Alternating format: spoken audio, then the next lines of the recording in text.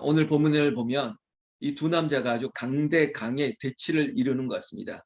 마치 치킨 게임을 하는 것 같아요. 어느 한쪽이 죽어야 끝날 것 같은 그런 뉘앙스가 풍겨지고 있죠. 그러나 인간적인 그런 감정적인 싸움이 아닙니다. 이 모든 일들은 지금 하나님의 각본대로 하나님의 계획 가운데 진행되어지고 있는 일입니다. 10가지 재앙이 예고되었고 지금 8번째 재앙에 이어서 9번째 재앙을 예고하고 있는 것입니다. 9번째 재앙은 흑암의 역사입니다. 이 흑암은 앞으로 마지막 있을 10번째 재앙의 마치 배경과도 같은 그런 모습이죠. 깜깜한 밤에 죽음의 영이 임하는 것입니다. 아니, 장자를 치는 사망의 권세가 온 애굽을 덮을 것입니다. 보여지는 흑암보다 더 끔찍한 아주 깜깜한 절망과 같은 일들이 앞으로 다가올 것입니다. 그럼에도 불구하고 바로의 이 강팍하고 이 완강한 마음이 꺾이지 않는데 이 또한 하나님의 계획 가운데 있는 것입니다. 바로 하나님의 역사를 눈으로 보아야만 된다는 것이죠. 여러분, 오늘 우리가 불렀던 찬양 가운데 이 눈에 보기에는 어떠하든지 눈에 보이지 않죠. 깜깜한 흑암 가운데 아무것도 보이지 않는 것 같지만 하나님은 그 가운데서도 뚜렷하게 조명하시고 하나님의 역사를 이루시고 하나님은 말씀을 이루어 가고 있다는 것입니다. 여러분, 우리가 눈에 보이지 않는다고 보이지 않는 것이 아닙니다. 하나님은 일하고 계시죠. 여러분, 마치 어둠이 깔린다고 해서 태양의 존재가 없는 것도 아니고요. 미우라 야코가 얘기했지만 지금 먹구름이 있고 비가 온다고 해서 태양 존재 자체가 없는 거 아니지 않습니까? 그저 가려 있을 뿐입니다. 먹구름에 가리고 그리고 대기권 속에서 태양이 보이지 않는다는 그런 우리의 상황 자체만으로도 그냥 설명되어질 뿐이지 태양은 늘 그 자리에 있었습니다. 하나님은 지금도 일하고 계시고요. 그리고 어떠한 흑암의 권세 가운데서도 하나님은 그 흑암의 권세를 깨뜨리시고 일하시는 하나님, 그 하나님을 믿는 저와 여러분들은 지금 절망 가운데 있다라고 말할지라도 우리는 소망의 하나님을 그리고 빛 가운데 임하시는 하나님을 발견하게 되는 것입니다.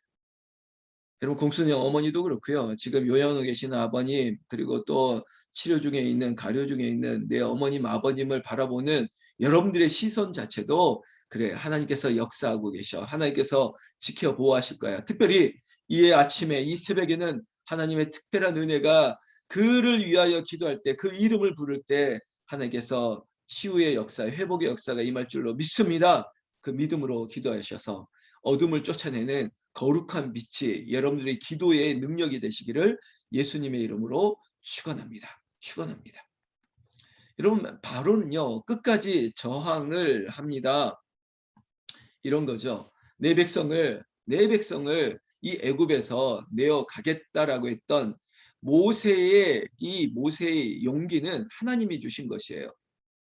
분명한 목적은 이겁니다.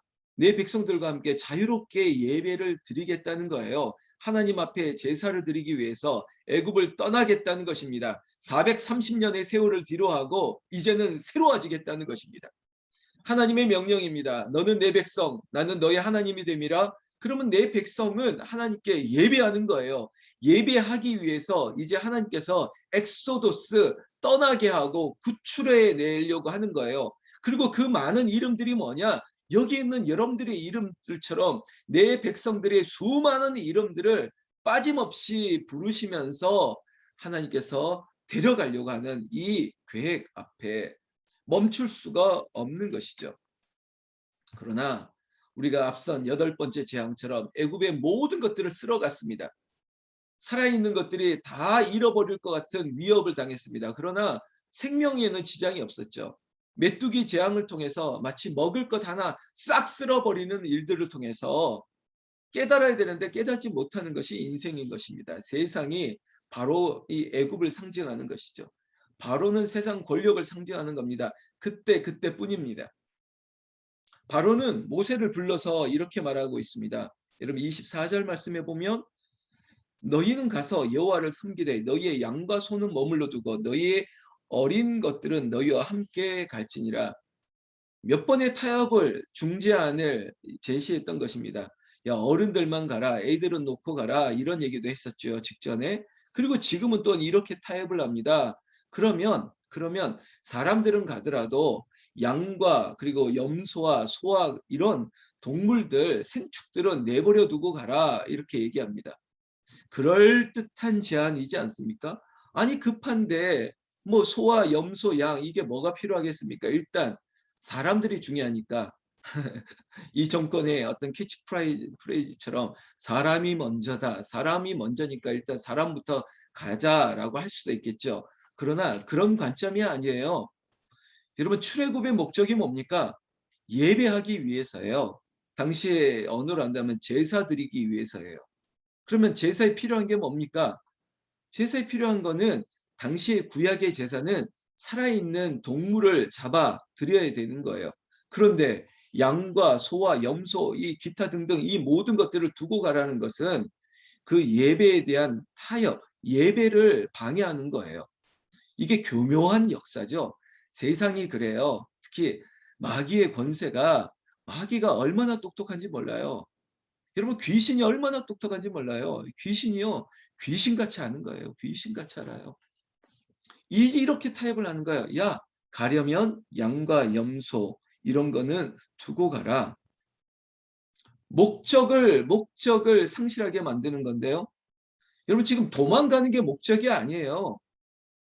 지금의 목적, 출애굽 엑소더스는 예배가 목적이에요. 그럼 제가 오늘 이 본문을 가지고 제가 적용하고 꼭 우리 성도님들에게, 새벽을 깨우는 여러분들에게, 그리고 이 영상을 보는 분들에게 강조하고 싶은 것은, 다른 건 포기해도 포기할 수 없는 한 가지 가치를 꼭 나누고 싶습니다. 그거는 예배입니다. 예배. 다른 것은 포기할 수 있어도 내가 포기할 수 없는 한 가지가 있다면 예배 드림입니다. 예배. 예배를 포기해서는 안 됩니다. 뭐 멀리 해외에 나가도, 지방에 있어도, 군대에 있어도, 어디에 있더라도 나는 어떻게든지 예배를 드려야겠다는 것이에요. 삶의 정황이 바뀌어도 예배를 위해서 고민해야 되는 것입니다. 이사를 가도 어떻게 예배 드릴 수 있는가, 이것들을 먼저 생각하는 거예요. 하나님, 내가 가는 곳에서 예배하겠습니다. 복음성가 가사에도 그런 가사가 있는데, 내가 걸어가는 그 길에서 예배할 것입니다. 내가 일하는 그 일터에서도 예배하는 거예요. 삶의 자리에서 예배를 먼저 늘 의식하고 고민하는 거예요. 예배할 수 있는 곳인가? 내가 그곳에서 어떻게 예배할 것인가? 이것들을 우선순위에 두고 내가 움직이고 내가 걸어가고 내가 일을 한다면 하나님께서 그것을 너무나도 기쁘게 받으셔요. 왜냐? 하나님은 예배를 받으시기에 합당하신 분, 하나님은 예배하는 자를 기뻐하시기 때문이에요. 여러분, 자칫하면 우리의 삶의 목적을 잃어버릴 때가 있어요. 갑자기 돈을 버는 게 목적인 것 같고, 내가 잘 되는 게 목적인 것 같고, 그러나 돈을 벌지 말라는 게 아니에요.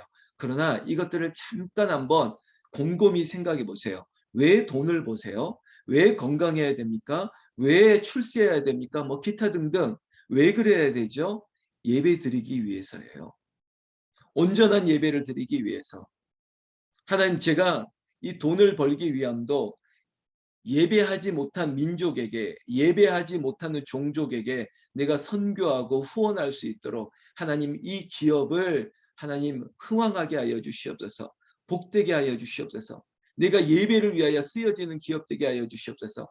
내가 건강하게 되는 이유는 하나님, 내가 정말 하나님의 교회를 얼마든지 오고 갈 수 있으면서 그렇게 예배할 수 있기 위해서 내 건강을 하나님 회복하여 주시옵소서. 그런 거예요. 지금 가려 죽인 어머니, 그리고 병원에 있는 아버님, 어머니 하나님께서 살려주셔야 될 이유는 뭐냐? 하나님, 온전한 예배를 드려야 되기 때문입니다. 이거예요. 여러분, 목적을 분명히 두고 기도해야 됩니다. 여러분들에게 포기할 수 없는 것은 예배다. 이거예요. 애굽의 바로는 우리의 예배를 방해하려고 있습니다. 모세를, 아론을, 그리고 이스라엘 백성들에게 있어서 출애굽의 이유가 뭔지를 자꾸 흐트러뜨리려고 하고 있습니다. 그때 정신을 바짝 차려야 됩니다. 우리의 인생 가운데서도 너무 분주하고 너무 바쁠 때 자꾸 우리에게 타협안을 제시하고 있습니다. 예배를 쉬어. 교회에 당분간은 좀 쉬는 게 어떻겠어? 그렇게 몸이 아픈데, 아니 회사가 그렇게 바쁜데, 아니 사업이 그렇게 바쁜데, 아유 예배는 잠깐 미뤄둬도 돼. 여러분 애들한테도 그러지 않습니까? 고3이니까 당분간은 예배를 좀 쉬어도 괜찮을 것 같아. 다양하게 다양하게 시도합니다. 때로는 그럽니다. 저에게도 유혹이 옵니다. 김 목사 새벽 기도를 잠깐 쉬고 부교육자에게 좀 맡기고 조금 좀 쉬는 게 어떻겠냐. 합리적이죠. 그리고 저도 그러고 싶을 때가 많아요. 막 힘들 때가 있습니다. 그런데 죄송합니다. 제가 살려고 하는 겁니다. 몸은 힘들어도 내 영이 살아야 되기 때문에 온전한 예배를 드리려고 그래도 막 붙들고 있는 거예요. 왜?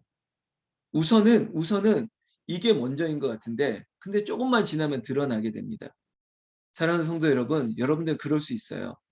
지금은 합리적인 것 같아도 그 합리적이라고 하는 그 마귀의 소리에서부터 현혹되지 마세요. 김 집사 좀 쉬어. 안 집사 좀 쉬어. 예배는 조금 이따 드려도 괜찮을 것 같은데 아니요. 삶의 우선은 예배입니다.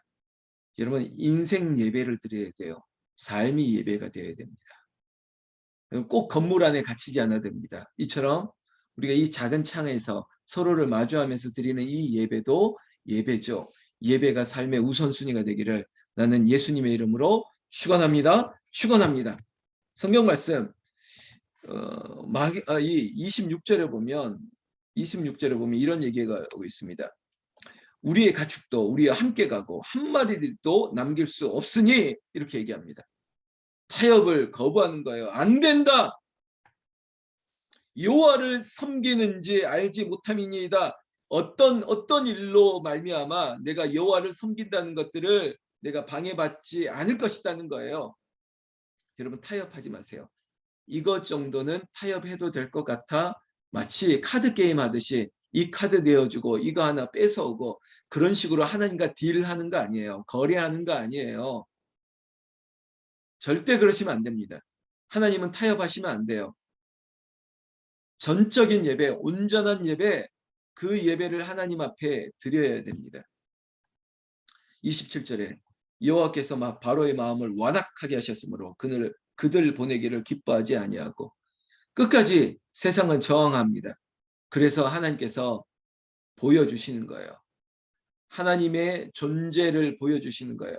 바로 내일 있을 10가지 재앙. 그리고 주일날 오시면 그 6월절의 은혜가 하나님이 세상을 향해서 보여주는 놀라운 힘인 것을 알게 하시는 이야기를 우리는 주일날 또한 듣게 될 것입니다. 자, 오늘 본문 가운데 꼭 기억해야 될 것, 포기할 수 없는 것, 예배. 어둠이 덮쳐도 그 가운데 일하시는 하나님. 제가 오래전에 봤던 책 제목 이런 게 있습니다. 황정엽 씨 이제 돌아가신 지 꽤 오래됐죠. 북한 노동당 비서까지 하고 한참 이슈가 되었던 분. 근데 그가 썼던 책 제목 중에 이런 책이 있습니다. 어둠의 편이 된 햇볕은 어둠을 밝힐 수 없다. 어둠의 편이 된 햇볕은 어둠을 밝힐 수 없다. 당시에 션샤인 그 햇볕 정책에 대한 나름대로의 자기의 반론을 제시했던 책이거든요. 근데 저는 그런 정치 얘기는 하고 싶지 않고 믿음의 우리의 신앙에서도 이 기조대로 얘기해야 돼요. 절대 어둠과 그리고 빛은 공유할 수 없습니다. 아주 작은 것 하나도 공유가 될 수 없습니다. 촛불 하나가 밝히더라도 여러분 어둠은 존재할 수 없는 것이에요. 우리에게 있어서 어둠이 작은 것 하나 우리를 가리려고 해도 여기에 타협하시면 안 됩니다. 우리는 미랄과 같이 그리고 겨자씨와 같은 그 믿음의 빛이라도 밝히면 그 빛이 작은 어둠까지도 우리가 표현하는 물리적인 표현이라서 그렇습니다. 작은 어둠의 존재도 감히 우리 가운데 머물지 못하게 하는 것이에요. 우리는 빛입니다. 왜? 빛으로 오신 예수 그리스도와 함께 동행하는 그런 인생이기 때문에 어둠의 편이 된 햇볕은 어둠을 밝힐 수 없습니다. 우리는 빛이에요. 빛으로 조명하시고 빛 가운데로 걸어가는 여러분들 되셔서 포기할 수 없는 예배, 그 예배 가운데 더 믿음의 빛을 밝히고 그리고 성령의 불을 밝힐 수 있는 저와 여러분들 되시기를 나는 예수님의 이름으로 축원합니다. 축원합니다. 여러분 기도하시고 금요일 밤에 다시 만났으면 좋겠습니다. 여러분 제가 한번 기도하겠습니다.